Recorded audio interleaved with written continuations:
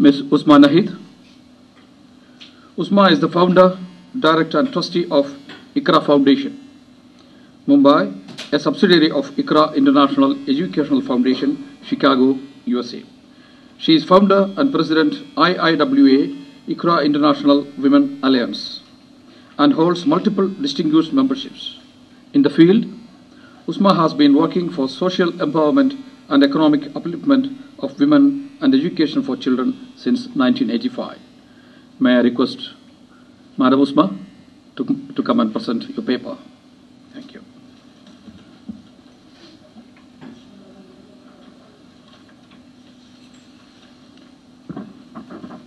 Good evening, everybody.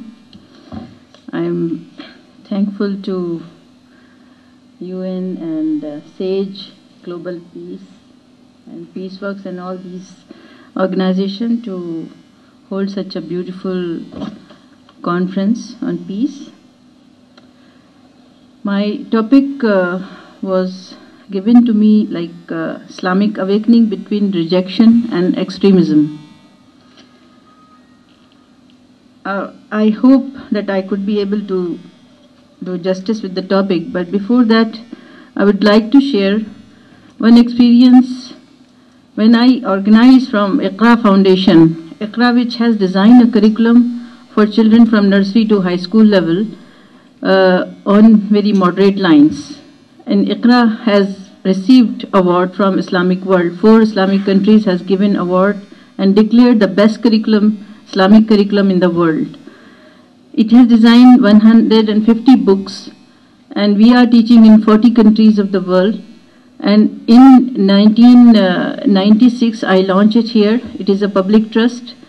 And my father, who is the Vice Chancellor of Darul Uloom Deoband, I'm the daughter of the founders of Darul Uloom Deoband. For 7 generations, our family is working for Islamic education.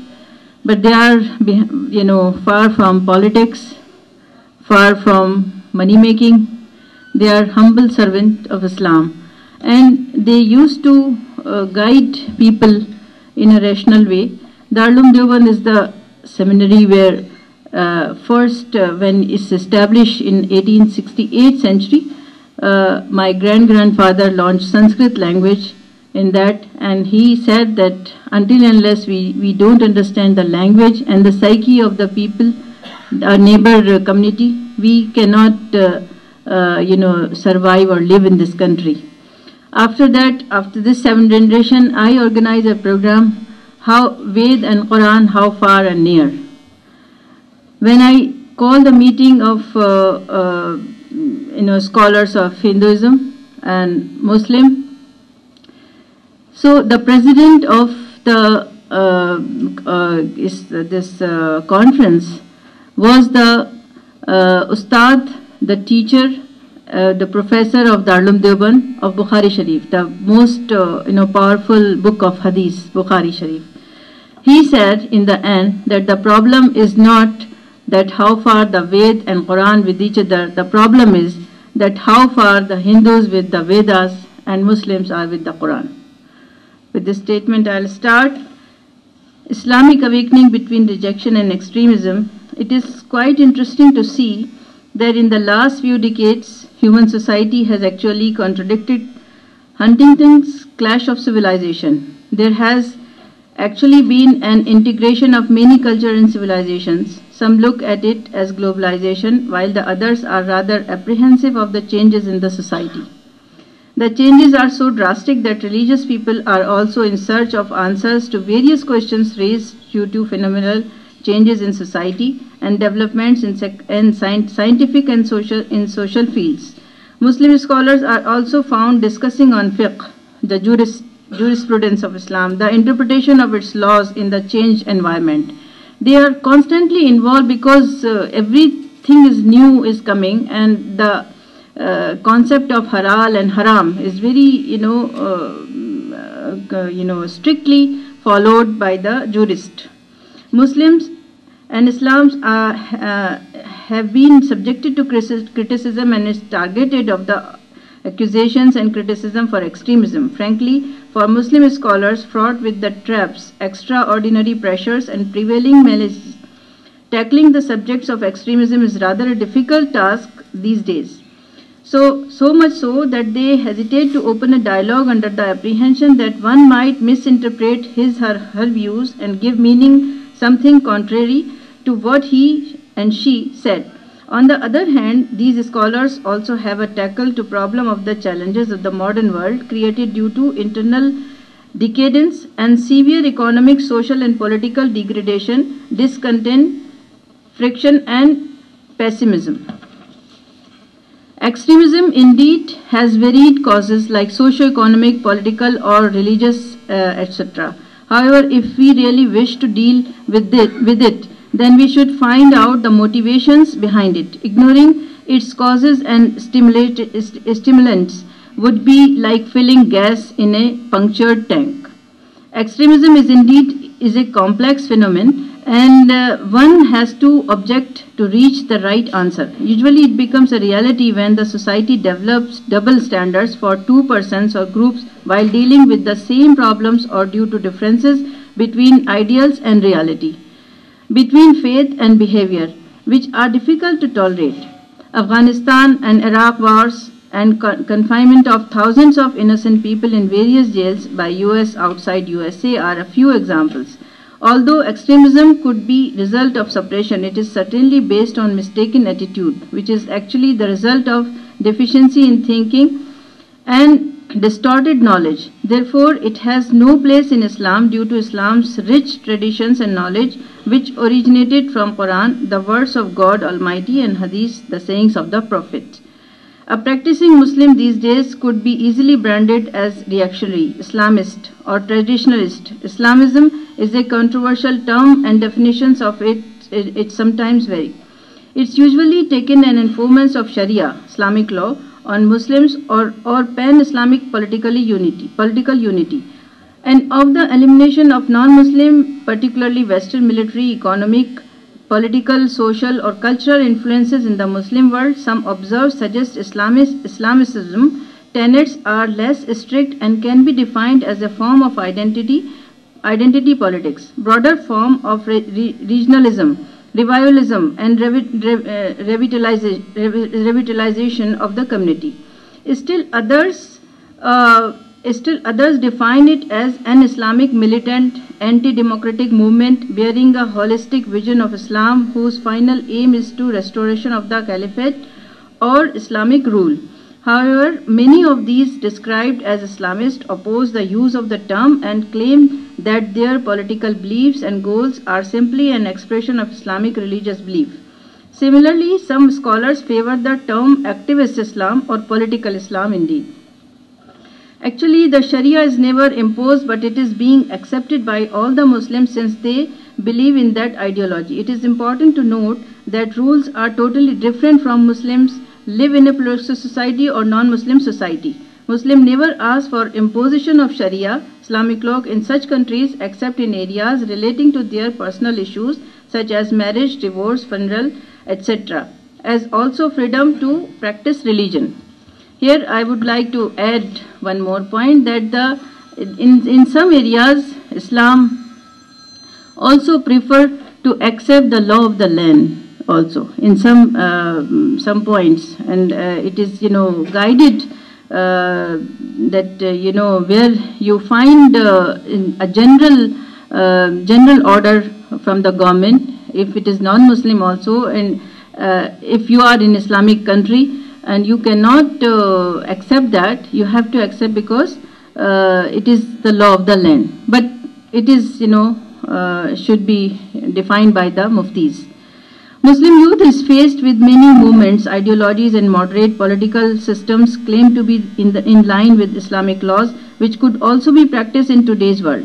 However, Muslim youth is confused as they either reject them outright or subscribes to extremism. The need of the hour is to find moderation, for Islam recommends moderation and balance in everything the Quran ordains. Thus we made of you an ummah, nation, justly balanced, that you might be witnessed over the nations and the messengers as witnessed over yourselves. Here I would like to say that Oblivious of the classical sciences or true spirit of the religion is in every society or religious group. People espousing militancy are always in minority, but their voices looked influential simply because of the rhetoric or the hype they create. Unfortunately, media also help them for the simple reason that their utterance makes spicy news that adds to the readership or viewership. Unfortunately, for centuries, the relationship between both Muslims and non-Muslims remained based on mutual rejectionism. The danger in this for Muslims is that it could result in a reactive Islamic identity that often betrays a true Islamic identity. But before we raise finger of accusation to others, we, the Muslims, should also introspect. Unfortunately, the society in Muslim world is not an Islamic society. That's what we are teaching through Iqra's curriculum. We are training the teachers how to teach Islam today. That, to respect the feelings of others. And for example, we taught them that when our children are going in schools, they should not bring the meat there in schools, because if some other people, some Hindus, don't like to eat, they are vegetarians, why to eat there? You can eat in your home only. Muslim world is not an Islamic society. The estrangement of these societies from Islam is so sharp that Islam has become a stranger in its homeland. We should know that not slogans or verbal declaration are enough, but what is needed is true adherence to teaching of Islam, which is a comprehensive system of life. Again, some of the social and political problems in many Muslim countries have nurtured and reinforced stereotypes about Islam and Muslims. The only remedy to correct these false notions is to rectify them through a better understanding of Islamic principles and their scrupulous application, so that Islam could be better understood and appreciated by others. Someone said, and rightly so, that living in the way of God is more difficult than dying in the way of God. It involves conviction, consistency, dedication, sacrifice, patience, and perseverance. I'm cutting it short. People having different faiths believe in different deities which are never common. Every society or faith has its own deities, so whom they worship beside God Almighty, though they also believe in Him. Since people of every religion and faith includes Muslims do believe in this one God, then perhaps the concept of Tawheed, the oneness of God, alone could also be the uniting factor for the entire humankind. We know that when things are not good in the society, one needs to have a practical approach. The reason as to why Islam does not subscribe to extremism, or rather could control it, is that Islam is also a very practical religion. Islam does not believe in God coming to earth to teach the humankind as to how should they live in society. The reason is simple. When we create a decent society, it needs sacrifice or giving something to others that we also need it badly. In fact, human beings deviate from the right path many a times only to satisfy their needs. The problem aggravates when this need becomes a greed. Now, if the God Himself comes to teach humans as to how control ourselves, what sacrifice He could demonstrate, since He does not have any need, for the simple reason that He is a creator and not a creature. I would like to add in this that as I'm talking about the sacrifice and all, we are working for religion, or we are working for, we are businessmen, we are politician, whatever. But there are practical things we are seeing in our societies. For that, Iqra's women wing, IWA, Iqra International Women's Alliance, has contributing for the development of women, and they are promoting them into business. There are various 200 items they are promoting into business, and then we are guiding them towards corporate sector. What I am saying that a triangle is required to solve the problems, because until unless we don't see their internal problems, we cannot impose the religion also. We cannot ask a poor or hungry man to practice religion. So then a triangle of a corporate sector, NGOs and the media should required, especially in India, to solve the issues of the common person.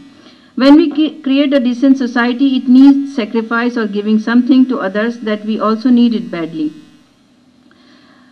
The problem aggravates when this need becomes greed. Now, if the God himself comes to teach humans as to how to control ourselves, what sacrifices he could demonstrate, since he does not have any need for the simple reason that he is a creator and not the creator. One more reason that leads a human beings to extremism and one becomes impatient is when there is imbalance in society and one is deprived of the basic needs while he sees others flourishing. Islam gives the concept of akhirah, the day of judgment, the hereafter. According to this belief, we shall all resurrected on the day of judgment and will be punished for our sins irrespective of the faith and rewarded for the sacrifices we made in the world. Here I would like to say that from a house of a Muslim, the 40 houses here, 40 here, 40 here and 40 here are the responsibility, this is a hadith, are the responsibility of the Muslim. He should look after, and whether they are Muslim or non-Muslim.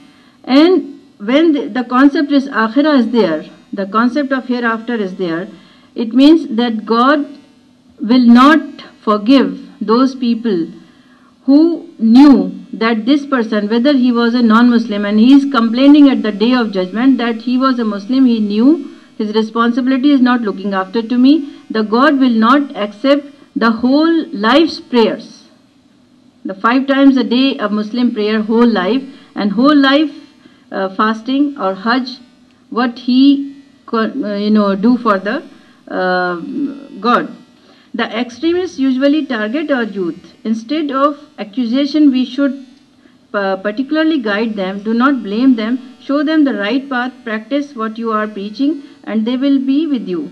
Sheikh Yusuf Al-Qaradawi, an Egyptian Islamic scholar, says that we have to realize that we live in an age of uneasiness, anxiety, and rebellion generated by the spread of materialism, which has twisted human thought and behavior. It is necessary to have freedom to discuss and analyze the thoughts rationally and have ideas that could be adopted or adapted, which could be either rejected or accepted so that they gain roots, develop and grow till they become young. Any remedy to this problem must show balance, justice and open-mindedness. Exaggeration is extremely damaging because it distorted the fact and upset the criteria for judgment. Qaradawi, the Quran says, O mankind, we created you from a single pair of a male and female and made you in the nations and tribes that you may know each other, not that you may despise each other. Verily, the most honored of you is in the sight of Allah is He who is the most righteous of you, and Allah has full knowledge and He is acquainted with all things. Qaradawi also said that extremism reaches its utmost limit when a single group deprives all people of the right to safety and protection. This situation arises when we continue to tolerate it and do nothing to check this menace. I know that in order to rectify the position, efforts are being made the world over, but they are meager as compared to the threat. Yet I believe that being defeated is often a temporary condition, but giving up is what makes it permanent. I therefore congratulate Unity and Diversity Forum, the Global Dialogue Foundation, together with co-organizing partners United Nations, SAGE Foundation, Peaceworks and PNCA, with their excellent work in bridging cultures and building peace and development. Though the task looked daunting, it's still achievable. Thank you very much.